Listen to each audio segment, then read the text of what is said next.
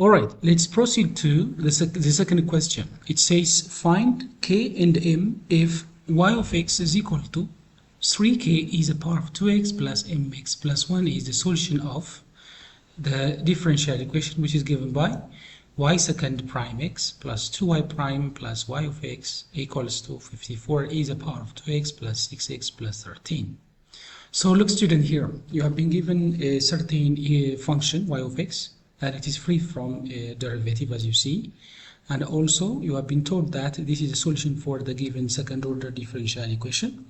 So if it is considered to be the solution, you are asked to determine the values of k and m. So how are you going to do that? You just simply carrying out the derivative, and by using substitution you can determine the values of k and m. Look how I'm going to do. So the solution runs like this.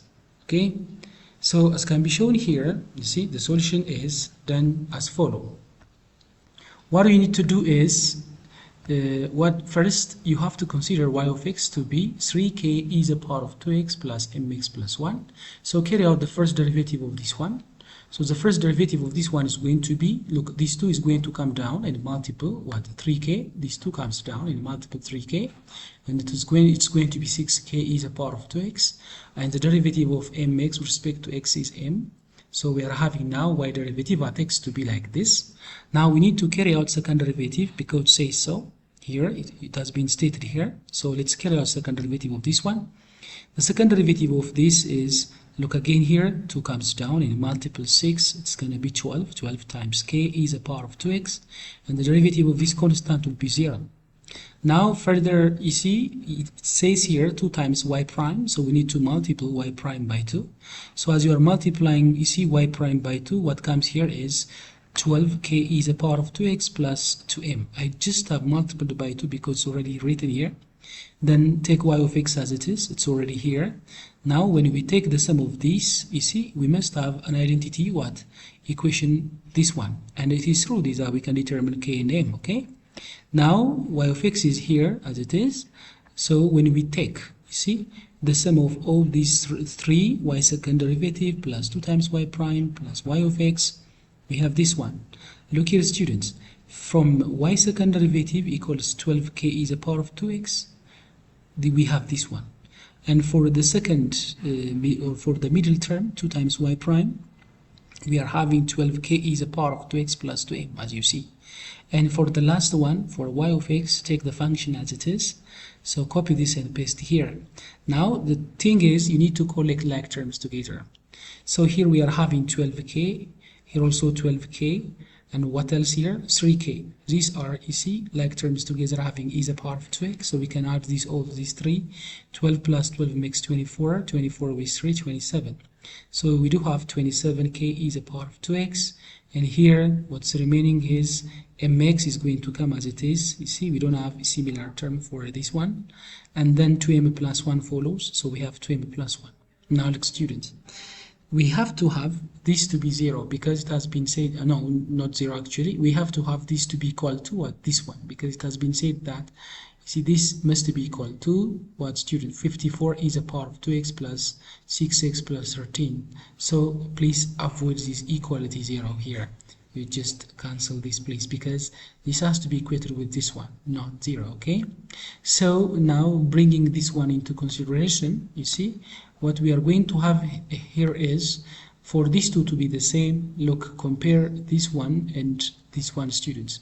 For these two to be the same, necessarily the coefficient of e to the power of 2x must agree with or match with the coefficient of e to the power of 2x here. So hence, 27 times k must match with 54. So 27 times k must match with 54, and here the coefficient of x, which actually is m, must match with the coefficient of x here, which actually is 6. So m has to be 6. Basically, you can also try to find the value of m from these two. 2m plus 1 equals 13, and from this one can easily know what m is going to be, which actually is 6. And when we come to this one, look, dividing both sides by 27, one can obtain k to be 2. And similarly, to determine the value of m, as I told you, the coefficient of x, which was 6, must be the same as the coefficient of x here m. So from this, m is obtained to be 6. So in such a way we can determine the values of k and m, provided that the given function is the solution for the given differential equation. Next from this we have another one, and that is you are asked to find the values of a and b again here if y is ax squared plus b equals to x. If you are given that this is the solution of the given differential equation over here, see the given differential equation, you are asked to determine the values of a and b. So as you did in the case of number 2, you are going to perform, you see, the third derivative of y and the first derivative of y and try to take the sum of the two. The sum of the two must match with 8x. So in such a way we can determine these values a and b. So without any ado, let's begin from the first derivative of what? Y. So the first derivative of y is going to be like this. Y is equal to ax squared plus b equals to x. So the first derivative of this one is going to be, look, these two comes down and multiples a to ax is going to come, and the derivative of this one is going to be, look, this is cosine, it will be minus, and 2 is the inner function, so it can be taken out. So we are going to have minus 2b sine 2x. Okay, students, look, 2 has been taken down, it's going to be 2ax, and here derivative of course is negative sign, so we are having negative sign here, so b comes as it is. The inner function 2x is derivated and it's going to be 2 out. As can be shown, y prime is 2ax minus 2b sine 2x. As I said here, y prime is not the only one that we need to obtain. We must also find the third derivative of y, and in order to come to the third derivative of y, we must pass the second derivative of this. So the second derivative of this one is going to be 2a, as you see, minus, now the derivative of sine is cosine, as you see. This is the inner function 2 is taken to come out, and multiple 2b to return to be 4b times cosine 2x. Now dear students, one more derivative is required because it says here third derivative of y. So let's do that again. The third derivative of y is going to be, now look here, we don't have x, so this is treated as a constant, so the derivative with respect to x is 0.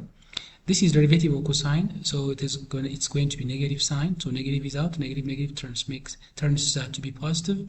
8b sine 2x is going to come, because the inner function has to be derivated, and it will be 2 times 4 is 8. So as you see, the third derivative of y is 8 times b times sine 2x. Now dear students, we need to take the sum of what? The third derivative and the first derivative, and we need to equate that with 8x. Then after, you see, we can determine the unknowns a and b. So taking, you see, the sum of the two, the third derivative and the first derivative, one can get this one, 8b sine 2x, directly taken from this one, as you see, plus, and y first derivative is already calculated, here it is, 2ax minus 2b sine 2x. Now let's operate like terms together. Look, the first and the last are, you see, like terms, so we can operate them together. 8b minus 2b makes 6b, so 6b sine 2x is going to come. So, as can be shown here, 6b sine 2x plus 2ax can come. So, look, according to what has been written here from the given condition, this must make 8x. If this must make 8x, students, come here. See, the coefficient of sine 2x, which actually is 6b, must be 0, because we don't have sine 2x expression here.